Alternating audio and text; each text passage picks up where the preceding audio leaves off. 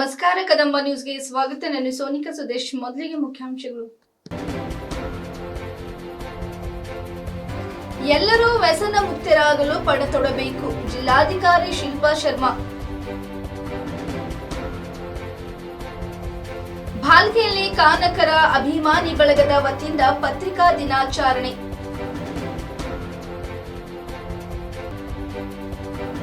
ಕುಸಿಯುವ ಹಂತದಲ್ಲಿರುವ ಕೊಡ್ಲೂರು ಸರ್ಕಾರಿ ಶಾಲೆ. ಅಧಿಕ ಮಳೆ ಬೀಳುವ ಸ್ಥಳದಲ್ಲಿ ನಿಂತ ಮಕ್ಕಳಿಗೆ ಅಪಾಯದಲ್ಲಿ ವಿದ್ಯಾಭ್ಯಾಸ. ಸುದ್ದಿಯ ವಿವರಗಳು. ಮದ್ಯ ಹಾಗೂ ಮಾದಕ ವಸ್ತುಗಳ ಸೇವೆಯಿಂದ ಅನೇಕ ಕುಟುಂಬಗಳು ವಿವಿಧ ರೀತಿಯ ಸಮಸ್ಯೆಗಳನ್ನು ಎದುರಿಸುತ್ತಿದ್ದು, ಎಲ್ಲರೂ ವ್ಯಸನ ಮುಕ್ತರಾಗಲು ಪಣತೊಡಬೇಕು ಎಂದು ಜಿಲ್ಲಾಧಿಕಾರಿ ಶಿಲ್ಪಾ ಶರ್ಮಾ ಹೇಳಿದರು. ಅವರು ಗುರುವಾರ ಬೀದರ್ ಡಾಕ್ಟರ್ ಚನ್ನಬಸವ ಪಟ್ಟದೇವರ ರಂಗಮಂದಿರದಲ್ಲಿ ಜಿಲ್ಲಾಡಳಿತ, ಜಿಲ್ಲಾ ಪಂಚಾಯತ್, ಕನ್ನಡ ಮತ್ತು ಸಂಸ್ಕೃತಿ ಇಲಾಖೆ, ವಾರ್ತಾ ಮತ್ತು ಸಾರ್ವಜನಿಕ ಸಂಪರ್ಕ ಇಲಾಖೆ, ಬೀದರ್ ಮತ್ತು ಕರ್ನಾಟಕ ರಾಜ್ಯ ಮದ್ಯಪಾನ ಸ್ವಯಂ ಮಂಡಳಿ ಬೆಂಗಳೂರು ಇವರ ಸಂಯುಕ್ತಾಶ್ರಯದಲ್ಲಿ ಡಾಕ್ಟರ್ ಮಹಾಂತೇಶ್ ಶಿವಯೋಗಿ ಅವರ ಜನ್ಮ ದಿನಾಚರಣೆ ಅಂಗವಾಗಿ ಹಮ್ಮಿಕೊಂಡಿದ್ದ ವ್ಯಸನ ಮುಕ್ತ ದಿನಾಚರಣೆ ಕಾರ್ಯಕ್ರಮ ಉದ್ಘಾಟಿಸಿ ಮಾತನಾಡಿದರು. ದೇಶದಲ್ಲಿ ಲಕ್ಷಾಂತರ ಜನರು ವಿವಿಧ ರೀತಿಯ ದುಶ್ಚಟಗಳಿಗೆ ಬಲಿಯಾಗುತ್ತಿದ್ದಾರೆ. ಪ್ರೌಢ ಶಿಕ್ಷಣದ ಹಂತದಲ್ಲಿಯೇ ಮಾದಕ ವ್ಯಸನಕ್ಕೆ ಬಲಿಯಾಗಿ ಅದರಿಂದ ಹೊರಬರಲಾಗದೆ ಜೀವನವನ್ನೇ ಅಂತ್ಯಗೊಳಿಸುವ ಸ್ಥಿತಿ ಸಮಾಜದಲ್ಲಿ ನಿರ್ಮಾಣವಾಗುತ್ತಿದೆ. ದೇಶದ ಭವಿಷ್ಯ ರೂಪಿಸಬೇಕಾದ ಯುವ ಸಮೂಹ ವ್ಯವನಿಗೆ ಸಹವಾಸ ಹಾಗೂ ಮೋಜಿಗಾಗಿ ಮಾದಕ ವ್ಯಸನಕ್ಕೆ ಬಲಿಯಾಗುತ್ತಿರುವುದು ವಿಷಯದಾನಿಯ ಸಂಗತಿಯಾಗಿದೆ ಎಂದು ಹೇಳಿದರು.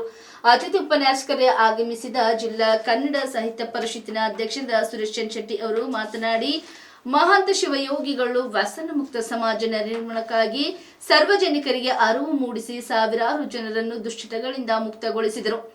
ವ್ಯಸನ ಮುಕ್ತ ಹಾಗೂ ಆರೋಗ್ಯಕರ ಸಮಾಜ ನಿರ್ಮಾಣಕ್ಕಾಗಿ ದೇಶದಂತ ಹಾಗೂ ವಿದೇಶದಲ್ಲಿ ಸಹ ಸಂಚರಿಸಿ ಜನರ ದುಶ್ಚಟಗಳನ್ನೇ ಭಿಕ್ಷೆ ರೂಪದಲ್ಲಿ ತಮ್ಮ ಜೋಳಿಗೆಯಲ್ಲಿ ಸಂಗ್ರಹಿಸಿದರು.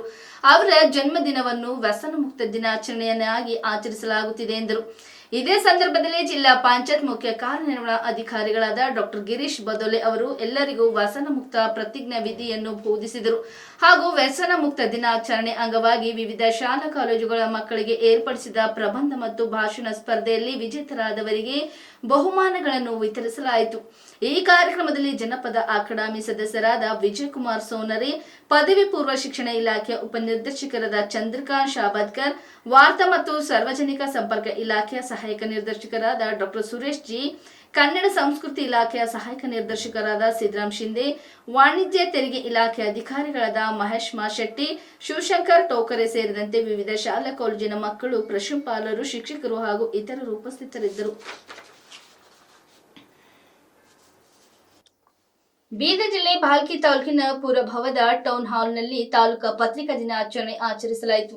ಇದೇ ಸಂದರ್ಭದಲ್ಲಿ ಪತ್ರಿಕಾ ಪ್ರತಿನಿಧಿಗಳಿಗೆ ಸನ್ಮಾನ ಸಮಾರಂಭವನ್ನು ಜನ ಕಲ್ಯಾಣ ಎಜುಕೇಷನ್ ಅಂಡ್ ರೂರಲ್ ಡೆವಲಪ್ಮೆಂಟ್ ಟ್ರಸ್ಟ್ರಿ ಹಾಗೂ ಕರ್ನಾಟಕ ಕಾರ್ಯನಿರತರ ಪತ್ರಕರ್ತರ ಹಾಗೂ ಪ್ರಕಾಶಕರ ಸಂಘ ಮತ್ತು ಕರ್ನಾಟಕ ರಾಜ್ಯ ಕಾರ್ಯನಿರತರ ಪತ್ರಕರ್ತರ ಸಂಘ ಮತ್ತು ಕಾನಿಕರ್ ಅಭಿಮಾನಿ ಬಳಗ ಸಂಯುಕ್ತ ಆಶ್ರಯದಲ್ಲಿ ಬಹು ವಿಜೃಂಭಣೆಯಿಂದ ಜರುಗಿತು. ಕಾರ್ಯಕ್ರಮದ ದಿವ್ಯ ಸಾನ್ನಿಧ್ಯ ವಹಿಸಿದವರು ಮಹಾಲಿಂಗ ಪಟ್ಟದೇವರು, ಹಿರೇಮಠ ಸಂಸ್ಥಾನ ಭಾಲ್ಕಿ, ಪೂಜ್ಯ ಶ್ರೀ ಪಂಚಾಕ್ಷರಿ ಸ್ವಾಮೀಜಿಗಳು, ಉರ್ಲಿಂಗ ಪೇದಿ ಮಠ ಬೇಲೂರು ನೇತೃತ್ವದಲ್ಲಿ ನಡೆಯಿತು.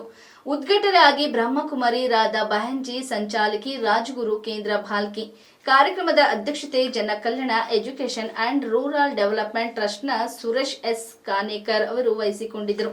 ಅತಿಥಿಯಾಗಿ ಭಾಲ್ಕಿ ತಾಲೂಕಿನ ದಂಡ ಅಧಿಕಾರಿಗಳಾದ ಮಲ್ಲಿಕಾರ್ಜುನ್ ವಡ್ಡೇನ್ಕೇರ, ಶಿವಾನಂದ್ ಪವಡ್ ಶೆಟ್ಟಿ ಭಾಲ್ಕಿ, ಆರ್ಟಿಒ ಸಾದಿಕ್ ಜಾಫರ್ ಭಾಲ್ಕಿ, ಹಿರಿಯ ಸಾಹಿತಿಗಳಾದ ಡಾಕ್ಟರ್ ಗವಿಸಿದ್ದಪ್ಪ ಪಾಟೀಲ್ ಕಲಬುರ್ಗಿ ಮತ್ತು ಕಾರ್ಯಕ್ರಮದಲ್ಲಿ ವಿಶೇಷ ಸನ್ಮಾನಿತರಾದ ಡಾಕ್ಟರ್ ಸಂಧ್ಯಾ ಎಸ್ ಕಾನೇಕರ್, ಕರ್ನಾಟಕ ರಾಜ್ಯ ಶ್ರೇಷ್ಠ ವೈದ್ಯ ಪ್ರಶಸ್ತಿ ಪುರಸ್ಕೃತರು ಮತ್ತು ಎನ್ಒಎಚ್ಪಿ ಜಿಲ್ಲಾ ನೋಡಲ್ ಅಧಿಕಾರಿಗಳು, ಆರೋಗ್ಯ ಇಲಾಖೆ ಕಲಬುರಗಿಯವರು. ಈ ಕಾರ್ಯಕ್ರಮದ ಬಗ್ಗೆ ಪತ್ರಿಕೆ ಕುರಿತು ವಿಶೇಷ ಉಪನ್ಯಾಸ ಮಾಡಿದ ಅವರು, ಭಾರತ ದೇಶದ 4ನೇ ಅಂಗ ಎಂದು ಹೇಳಿದರು. ಇಡೀ ವರ್ಷ ಪೂರ್ತಿ ಪತ್ರಕರ್ತರು ಹಾಗೂ ಮಾಧ್ಯಮದವರು ಹಗಲು ರಾತ್ರಿ ಮಳೆ ಚಳಿ ಬಿಸಿಲು ಎನ್ನದೆ ಜನರಿಗೆ ಕಣ್ಣು ತೆರೆಸುವ ಕೆಲಸ ಹಾಗೂ ಸರ್ಕಾರದಿಂದ ಸಿಗುವ ಸೌಲಭ್ಯಗಳು ಸಾರ್ವಜನಿಕರ ಮನೆಗೆ ಮುಟ್ಟಿಸುವ ಕೆಲಸ ಪತ್ರಕರ್ತರ ಕೆಲಸ. ಒಟ್ಟಾರೆ ಸರ್ಕಾರ ಮತ್ತು ಜನರ ಮಧ್ಯೆ ಸೇತುವೆಯಾಗಿ ಕೆಲಸ ಮಾಡುವ ಕಾರ್ಯ ಪತ್ರಕರ್ತರದಾಗಿದ್ದು, ಪತ್ರಕರ್ತರಿಗೆ ಗೌರವಿಸುವುದು ಪ್ರತಿಯೊಬ್ಬ ಪ್ರಜೆ ಮತ್ತು ನಾಗರಿಕರ ಆದ್ಯ ಕರ್ತವ್ಯವಾಗಿದೆ ಎಂದರು. ತಾಲೂಕಿನ ಎಲ್ಲ ಪತ್ರಕರ್ತರಿಗೆ ಸನ್ಮಾನ ಮಾಡಬೇಕೆಂದು ನನ್ನ ಮನದಲ್ಲಿ ಹುಟ್ಟಿಕೊಂಡಿತ್ತು. ಅದಕ್ಕೆ ಎಲ್ಲ ಪತ್ರಕರ್ತರಿಗೆ ನಾನು ಸನ್ಮಾನ ಮಾಡಿರುತ್ತೇನೆ ಎಂದು ತನ್ನ ಹಿತನುಡಿ ಮುಖಾಂತರ ಖುಷಿಯಿಂದ ಹೇಳಿದರು. ಈ ಕಾರ್ಯಕ್ರಮದಲ್ಲಿ ಪ್ರಾಸ್ತಾವಿಕವಾಗಿ ಭಾಷಣ ಮಾಡಿರುವ ಶ್ರೀ ಜಯರಾಜ್ ದಾಬಶೆಟ್ಟಿ, ಪತ್ರಕರ್ತರಾದ ತಾಲೂಕಾ ಅಧ್ಯಕ್ಷರು ಮತ್ತು ಗಣಪತಿ ಬೋಚಾರೆ, ವೀರಶೆಟ್ಟಿ ಕರ್ಕಲೆ, ಮಾರುತಿ ಕಂಟೆ, ಮನ್ಮಥ್ ಸ್ವಾಮಿ, ಭಾಲ್ಕಿ, ಬಿಜೆ ಪಾಟೀಲ್, ಪ್ರವೀಣ್ ಮೇತ್ರೆ ಸೇರಿದಂತೆ ಮುಂತಾದವರು ಭಾಗವಹಿಸಿದರು.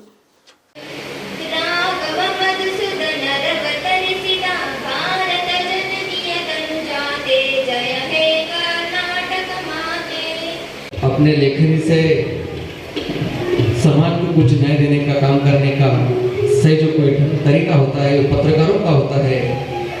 तो तहे दिल से सभी तालुके के पत्रकारों को बहुत अभिनंदन देता हूँ, स्वागत करता हूँ। ಯಾಕಂದ್ರೆ ಆ ನಿರ್ಧಾರ ನಾನು 7ನೇ ತಾರೀಕು ಮಾಡಬೇಕಂತ ನಾನು ನಿರ್ಧಾರ ಮಾಡಿದ್ದೆ. ಯಾಕಂದ್ರೆ ಡಿಲೇ ಆಯ್ತಂತ ಆ ವಿಷಯ ನಾನು ಹೇಳಲಿಕ್ಕೆ ಬಯಸ್ತೇನೆ. ಯಾಕಂದ್ರೆ ದಿನಾಂಕ 1ರಂದು ವೈದ್ಯರ ದಿನಾಚರಣೆ ಅಂಗವಾಗಿ ನಾನು ಮೇಡಮ್ ಜೊತೆ ಬೆಂಗಳೂರಿನಲ್ಲಿ 3 ದಿವಸ ಉಳ್ಕೊಂಡಿವಿ. ಬಾಲ್ಕಿಯಲ್ಲಿ ಕಾರ್ಯಕ್ರಮ ನಾವು ನೆರವೇರ್ಕೋತೀವಿ ಅಂತಕ್ಕಂಥ ಅಪ್ಪಾಜಿ ಅವರು ಮಾತಾಡಿದರು, ನಮ್ಮ ಕಾಳಿದಾಸ್ ಅವರು ಎಲ್ಲ ಟೀಮ್ ಮಾತಾಡಿದರು. ಬಟ್ ಅಲ್ಲಿ ಗುಲ್ಬರ್ಗಾ ಜಿಲ್ಲೆಯ ಜನ ನಮ್ಮ ಗೌಡರು ಎಲ್ಲ ಸೇರಿಕೊಂಡು ನಾವು ಗುಲ್ಬರ್ಗಾನಲ್ಲೇ 7ನೇ ತಾರೀಕು ಇಟ್ಕೊಳ್ತೀವಿ ಸರ್ ಅಂತಕ್ಕಂಥ ನಾನು ಗಂಧಲ್ನಲ್ಲಿ ಆದೆ. ಅದಕ್ಕೆ ಅವರು ಡಿಪಾರ್ಟ್ಮೆಂಟ್ನವ್ರನ್ನೂ 7ನೇ ತಾರೀಕೆ ಮಾಡ್ತೀವಿ ಸರ್ ಅಂದಾಗ ಸುಮಾರು 700 ಜನ ಸೇರಿಕೊಂಡು ಮೇಡಮನ್ನು ಅತಿ ಗೌರವದಿಂದ ಜಿಲ್ಲೆಯಲ್ಲಿ ಸನ್ಮಾನ ಸಮಾರಂಭ ಮಾಡಿದ್ರು. ಅದಕ್ಕೋಸ್ಕರ ನನ್ನ ಸ್ವಚ್ಛೇತ್ರದಲ್ಲಿ ಮಾಡ್ಬೇಕಂತ ನನ್ನ ಆಸೆ ಇತ್ತು. ಯಾಕಂದ್ರೆ ಯಾವಾಗಲೂ ನಾವು ಹುಟ್ಟಿದ ಊರಿಗೆ ಮರಿಬಾರ್ದು ಫಸ್ಟ್. ಯಾಕಂದ್ರೆ ನಮ್ಮ ಕಾರ್ಯಸ್ಥಳ, ಹುಟ್ಟೂರು, ನನ್ನ ಶಿಕ್ಷಕರು ತಾವೆಲ್ಲರೂ ನಾವು ಮೊಟ್ಟ ಮೊದಲಾಗಿ ತಮಗೆ ಗೌರವ ಕೊಟ್ಟು ಆಮೇಲೆ ನಾವು ಗೌರವ ತಗೋಬೇಕು. ಇದು ಸಂಸ್ಕಾರಸ್ಥರ ಲಕ್ಷಣ. ಅದಕ್ಕೆ ಬಂಧುಗಳು, ಈಗಾಗಲೇ ನಮ್ಮ ಪಾಟೀಲ್ ಸಾಹೇಬರು ಮಾತಾಡಿದ್ದಾರೆ, ಬೈಂಜಿ ಅವರು ಮಾತಾಡಿದ್ದಾರೆ, ನಮ್ಮ ಪತ್ರಕರ್ತ ಸಂಘದ ಅಧ್ಯಕ್ಷರು ಕೂಡ ಮಾತಾಡಿದ್ದಾರೆ. ಯಾಕಂದ್ರೆ ಪತ್ರಕರ್ತರಲ್ಲಿ ದೊಡ್ಡ ಜವಾಬ್ದಾರಿ ಇದೆ, ಅಷ್ಟೇ ರಿಸ್ಕ್ನೂ ಇದೆ. ರಿಸ್ಕ್ ಯಾರು ಹೇಳಂಗಿಲ್ಲ. ಅನೇಕ ಜನ ಪತ್ರಕರ್ತರ ಕೊಲೆಯಾಗಿದೆ. ಯಾಕಾಗಿದೆ? ಅದು ಸಾರ್ವಜನಿಕರ ವಿಷಯ ನೀವು ಮಂಡನೆ ಮಾಡಿದಾಗೆ ಆಗಿದೆ, ನಿಮಗೋಸ್ಕರ ಆಗಿಲ್ಲ. ಅದಕ್ಕೆ ಸರ್ಕಾರ ಎಷ್ಟರ ಮಟ್ಟಿಗೆ ನಮಗೆ ಸವಲತ್ತು ಕೊಡ್ತದ ನನಗೆ ಗೊತ್ತಿಲ್ಲ. ಸರ್ಕಾರ ನಿಮಗೋಸ್ಕರ ಅನೇಕ ಕಾನೂನು ತಿದ್ದುಪಡಿ ಮಾಡಬೇಕು. ಮಿನಿಮಮ್ ಗೌರವಧನ ಕೊಡಬೇಕು. ಮತ್ತೆ ತಮಗೆ ಸೆಕ್ಯೂರಿಟಿ ಬೇಕು. ಇವತ್ತಿನ ಕಾಲದಲ್ಲಿ ಅಪ್ಪಾಜಿ ಅವರ ಸೆಕ್ಯೂರಿಟಿ ಬೇಕೇ ಬೇಕು. ಕಮರ್ಷಿಯಲ್ ಜನ ಜಾಸ್ತಿ ಆಗಿದ್ದಾರೆ. ಅನೇಕರ ನಿಮಗೆ ಗೌರವ ಬೇಕು. ಮತ್ತೆ ಇಡೀ ದೇಶಾದ್ಯಂತ ಗೌಡರು ಹೇಳಿದ್ರು ಅದರ ಬಗ್ಗೆ ವಿಶೇಷವಾಗಿ. ಇವತ್ತು ಏನೇ ನಡೀಲಿ, ಡೆಲ್ಲಿಯಲ್ಲಿ, ಬೆಂಗಳೂರಿನಲ್ಲಿ, ಭಾರತಿಯಲ್ಲಿ ಏನೇ ನಡೀಲಿ, ಅದಕ್ಕೆ 4ನೇ ಕಣ್ಣು ನೀವಿದ್ರೆ ಬೇರೆ ಯಾವ ಕಣ್ಣಿಲ್ಲ. ಯಾಕಂದ್ರೆ ಆಗಿನ ಕಾಲದಲ್ಲಿ ಸಂವಿಧಾನ ರಚನೆಯಲ್ಲಿ ಬಾಬಾ ಸಾಹೇಬರು ಖುದ್ದು ಹೇಳಿದ್ರು, ಕಾರ್ಯಾಂಗ, ನ್ಯಾಯಾಂಗ, ಲಾಸ್ಟಿಕ್ ಪತ್ರಿಕಾಂಗ.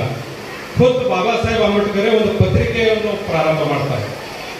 ಯಾಕೆ ಬಾಬಾ ಸಾಹೇಬ್ ಅಂಬೇಡ್ಕರ್ ಪತ್ರಿಕೆ ಪ್ರಾರಂಭ ಮಾಡ್ತಾರಂದ್ರೆ, ಪಾರ್ಲಿಮೆಂಟ್ ಏನೇ ವಿಷಯಗಳು ಬದಲಾವಣೆ, ಡೆವಲಪ್ಮೆಂಟ್ ಆದ್ರ ಬಗ್ಗೆ ಪೂರಾ ಗ್ರಾಮ ಮಟ್ಟಕ್ಕೆ ಮುಟ್ಟಬೇಕು, ಆ ಬಡವರಿಗೆ ಮುಟ್ಟಬೇಕು, ಕೂಲಿ ನಾಲಿ ಮಾಡ್ತಕ್ಕಂಥ ಜನರಿಗೆ ಮುಟ್ಟಬೇಕಂತಕ್ಕಂಥ ಬಾಬಾ ಸಾಹೇಬರು ಕನಸಿರ್ತದೆ.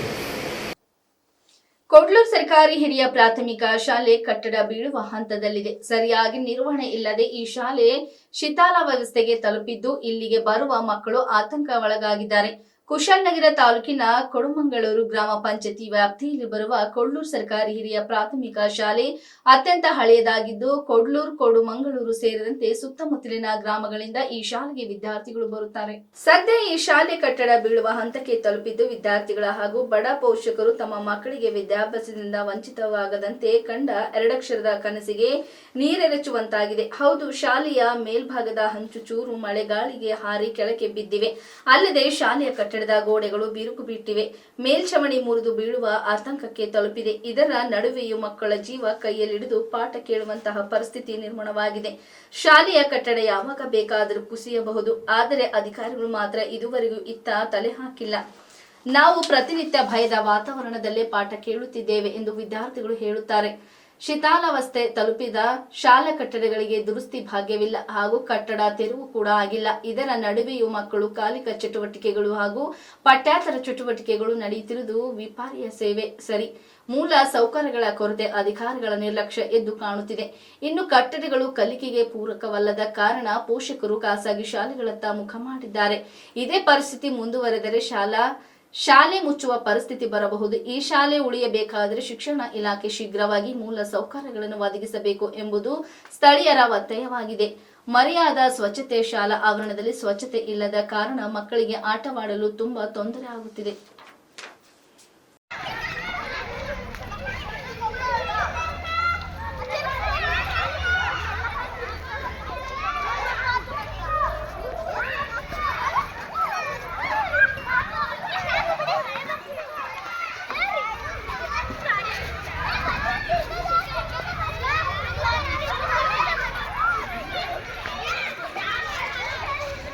ನನ್ನ ಹೆಸರು ಕೆ ಭೋಗಪ್ಪ ಅಂತ, ಮಾಜಿ ಪಂಚಾಯಿತಿ ಅಧ್ಯಕ್ಷ, ಹಾಲಿ ಸದಸ್ಯ, ಕೂಡ್ಮಂಗ್ಳೂರು ಪಂಚಾಯಿತಿ, ಕೂಡ್ಲೂರು ಗ್ರಾಮ.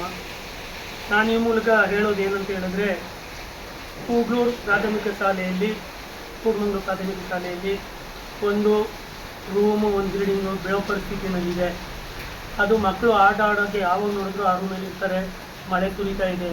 ಆ ಬಿಲ್ಡಿಂಗ್ ಯಾವ ಟೈಮಲ್ಲಿ ಬೀಳುತ್ತೆ ಅಂತ ಹೇಳಲಿಕ್ಕೆ ಸಿಗ್ತಾ ಇಲ್ಲ. ಅದರಿಂದ ಸಂಬಂಧಪಟ್ಟ ಅಧಿಕಾರಿಗಳಲ್ಲಿ ಹಾಗೂ ಎಚ್ ಎಮ್ ಅವರಿಗೆ ಹಾಗೂ ಶಾಸಕರಿಗೆ ಮನವಿಯನ್ನು ಕೊಟ್ಟು ಕೂಡಲೇ ಇದನ್ನು ಕೆಡವಲಿಕ್ಕೆ ಕ್ರಮ ಕೈಗೊಳ್ಳಬೇಕು ಅಂತೇಳಿ ಸಂಬಂಧಪಟ್ಟಂಥ ಎಲ್ಲ ಅಧಿಕಾರಿಗಳಲ್ಲೂ ನಾನು ಮನವಿ ಮಾಡಿಕೊಳ್ತೇನೆ. ಕೊಡಗು ಜಿಲ್ಲೆಯ ಸೋಮವಾರಪೇಟೆ ತಾಲೂಕಿನ ಗೌಡಳ್ಳಿ ಗ್ರಾಮ ಪಂಚಾಯತಿಗೆ ಸೇರಿದ ಚನ್ನಪುರ ಗ್ರಾಮದಲ್ಲಿ ಹಾಗೂ ಶುಂಠಿ ಮಂಗಳೂರು ಗ್ರಾಮದಲ್ಲಿ ಮಳೆಗಾಳಿಗೆ ಮನೆಗಳು ಸಂಪೂರ್ಣ ಬಿದ್ದು ಹೋಗಿದ್ದವು. ಇದನ್ನರಿತ ಶಿವರಾಮೇಗೌಡರ ಕರ್ನಾಟಕ ರಕ್ಷಣಾ ವೇದಿಕೆ ಅಧ್ಯಕ್ಷರಾದ ಫ್ರಾನ್ಸಿಸ್ ಡಿಸೋಜರ್ ಅವರು ಮನೆಗಳ ವಿವರ ತೆಗೆದುಕೊಂಡು ಕೋಪಾರ್ ಎಸ್ಟೇಟ್ ಮಾಲೀಕರಾದ ನಿಶಾಂತ್ ಕೆ ವಿ ಅವರನ್ನು ಫೋನ್ ಮುಖಾಂತರ ಸಂಪರ್ಕಿಸಿದಾಗ ಬಡವರಿಗೆ ತೊಂದರೆ ಒಳಗಾದ ಕುಟುಂಬದವರಿಗೆ ಆಹಾರಕ್ಕೆ ಕೊಡಲು ತುಂಬಾ ಹೃದಯದಿಂದ ಒಪ್ಪಿಕೊಂಡು ತೊಂದರೆ ಒಳಗಾದ 8 ಕುಟುಂಬದವರಿಗೆ ಆಹಾರ ಸಾಮಗ್ರಿಗಳು ಹಾಗೂ ತರಕಾರಿ ಹಾಗೂ ಹಾಲನ್ನು ಕರ್ನಾಟಕ ರಕ್ಷಣಾ ವೇದಿಕೆ ಸೋಮವಾರಪೇಟೆ ತಾಲೂಕಾ ಅಧ್ಯಕ್ಷರ ಕೈಲಿ ಕೊಟ್ಟು ಕಳಿಸಿದ್ದ. ಅದನ್ನು ಇವತ್ತು ಮನೆಗಳಿಗೆ ಮನೆ ಬಿದ್ದಂತಹ ಕುಟುಂಬಸ್ಥರಾದ ಲಕ್ಷ್ಮೀ ಚನ್ನಪುರ್ ಮತ್ತು ಇಂದ್ರಮ್ಮ ಸುಂಟಿ ಮಂಗಳೂರು ಹಾಗೂ ಹೊನ್ನಮ್ಮ ಚನ್ನಪುರ್ ಹಾಗೂ ವಿಕಲಚೇತನರಾದ ಹಾಸಿಗೆಯಲ್ಲಿ ಮಹೇಶ್ ಚನ್ನಪುರ್ ಹಾಗೂ ಪಾರ್ಶ್ವವಾಯುದಿಂದ ಮಲಗಿದ ಸುಂದರಿ ಹಾಗೂ ವಯಸ್ಸಾದ ನಡೆಯಲು ಅಸಾಧ್ಯವಾದಂತಹ ಕುಟುಂಬದವರಿಗೆ ಒಟ್ಟು 8 ಕುಟುಂಬಸ್ಥರಿಗೆ ಕರ್ನಾಟಕ ರಕ್ಷಣಾ ವೇದಿಕೆಯಿಂದ ಆಹಾರ ಸಾಮಗ್ರಿಗಳನ್ನು ಹಾಗೂ ಹಾಲನ್ನು ಕೊಡಲಾಯಿತು. ಇದೇ ಸಂದರ್ಭದಲ್ಲಿ ಕರ್ನಾಟಕ ರಕ್ಷಣಾ ವೇದಿಕೆ ದಾನಿಗಳಾದ ನಿಶಾಂತ್ ಕೊಪ್ಪರ್ ಎಸ್ಟೇಟ್ ರವರಿಗೆ ಹೃದಯಪೂರ್ವಕ ಧನ್ಯವಾದಗಳು ಅರ್ಪಿಸಿದೆವು. ಇದೇ ಸಂದರ್ಭದಲ್ಲಿ ಕರ್ನಾಟಕ ರಕ್ಷಣಾ ವೇದಿಕೆ ಅಧ್ಯಕ್ಷರಾದ ಫ್ರಾನ್ಸಿಸ್ ಡಿಸೋಜಾ ಹಾಗೂ ಬಿಟಿ ಕಟ್ಟಿ ಗ್ರಾಮದ ಅಧ್ಯಕ್ಷರಾದ ಶಿವಪ್ರಸಾದ್ ಹಾಗೂ ಗ್ರಾಮದ ಸಲಹೆಗಾರರಾದ ಟಿಆರ್ ರಾಮಚಂದ್ರ ಹಾಗೂ ವಿಶ್ವನಾಥ್ ಖಜಾಂಚಿ ಹಾಗೂ ಓಂ ಶ್ರೀ ನವದುರ್ಗ ಪರಮೇಶ್ವರಿ ದೇವಾಲಯದ ಅರ್ಚಕರಾದ ವಿಶ್ವರೂಪ್ ಆಚಾರ್ಯರವರು ಹಾಗೂ ಡಿವನ್ ಡಿಸೋಜಾ ಉಪಸ್ಥಿತರಿದ್ದರು.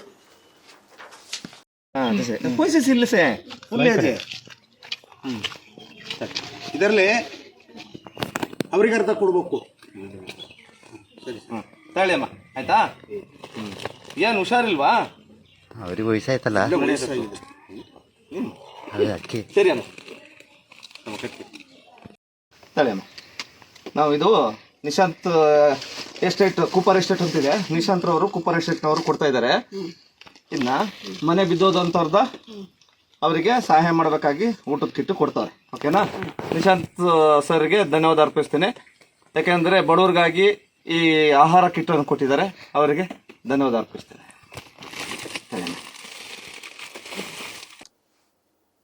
ಇಲ್ಲಿವರೆಗೆ ಸುದ್ದಿ ಕೊಟ್ಟಿದ್ದು ನಾನು ಸೋನಿಕಾ ಸುದೇಶ್. ಮುಂದಿನ ಸುದ್ದಿಯೊಂದಿಗೆ ಮತ್ತೆ ಭೇಟಿಯಾಗೋಣ. ವಂದನೆಗಳು.